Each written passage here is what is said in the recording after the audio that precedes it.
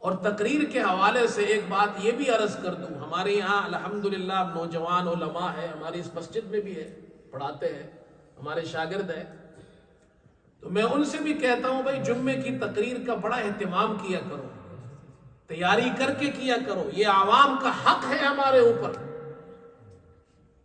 وہ جمعے کا ایک دن ملتا ہے، وہ آتے ہیں، کوئی دین کی بات سیکھتے ہیں، اس لیے علماء کو، خاص طور پر نوجوان علماء کو اس کی تیاری کرنی چاہیے، ترخانہ نہیں چاہیے۔ بعض نوجوانوں سے میں پوچھتا ہوں کہ جی آپ کیا تیاری کرتے ہیں، تو وہ معلوم ہوتا ہے کوئی خاص تیاری نہیں کرتے جمعے کی تقریر کی، بس کوئی اردو کی کتاب پڑھ لی، انگریزی کی کتاب پڑھ لی، اس میں سے تقریر کر دی۔ بعض اللہ والے لوگ ہوتے ہیں سیدھے سادے، ان سے پوچھو، وہ کہتے ہیں جی ہم کیا تیاری کرتے ہیں، ممبر پہ بیٹھ جاتے ہیں، جو اللہ دل میں بات ڈال دیتے ہیں وہ کہہ دیتے ہیں۔ ایسا نہیں کرنا چاہیے، یہ تو عوام کا حق ہے، وہ ہمارے پاس آتے ہیں تو ان کی کوئی دین کی بات سکھائے۔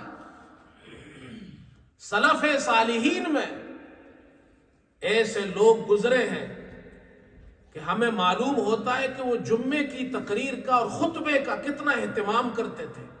ہشام بن عامر رحمت اللہ علیہ، یہ شام کے بہت بڑے عالم گزرے ہیں، دمشق کی جامع مسجد کے خطیب تھے، امام مالک رحمت اللہ علیہ کے شاگرد ہے یہ، ان سے حدیث سنی ہے۔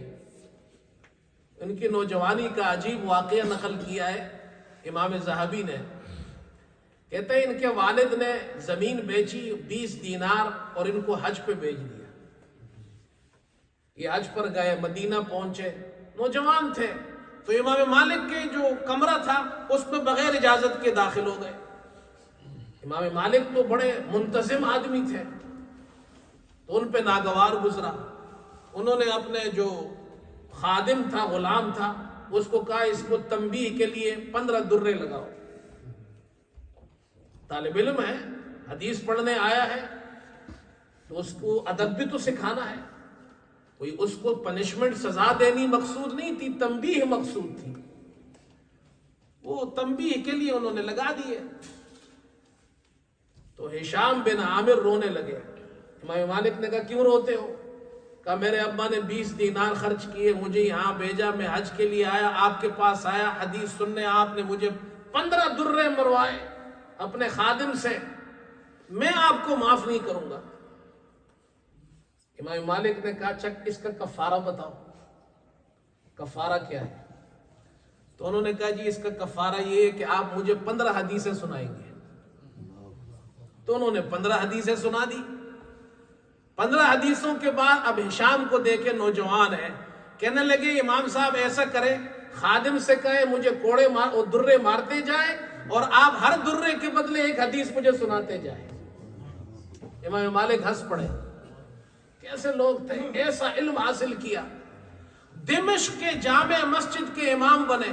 فرماتے میں نے اللہ سے 7 دعائیں کی، اللہ نے میری دعائیں قبول کی، اس میں سے ایک دعا یہ تھی اے اللہ مجھے جامع مسجد دمشق کے جامع مسجد کے منبر پر بٹھا۔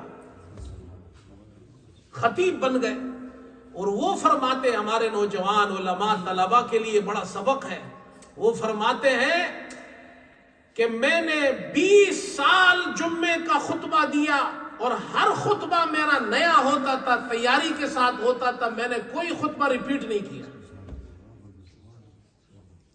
20 سال، ایک سال میں 52 جمعے آتے ہیں، 20 سال کا حساب لگاؤ کتنے جمعے بنتے ہیں، اتنے جمعے، اور ہر جمعہ اہتمام سے تیاری کی کہ عوام آتی ہے ہم ان کو کچھ سکھائیں۔ لہذا میں 1990 میں امام بنا تھا مسجد میں پاکستان میں، اس وقت سے لے کر آج تک میں جمعہ پڑھاتا آ رہا ہوں اور ہر جمعے کو تیاری کرتا ہوں، اور اس کی وجہ یہ ہے کہ یہ ذمہ داری ہے عوام کی، ان کا حق ہے ہمارے اوپر کہ ہم ان کو کوئی دین کی بات سکھائیں۔ اور آپ حضرات سے بھی درخواست ہے کہ جلدی آیا کریں، الحمدللہ آپ حضرات آ جاتے ہیں، لیکن جو لیٹ آتے ہیں ان کو بھی چاہیے جلدی آیا کریں، کوئی دین کی بات سیکھ کر جائے۔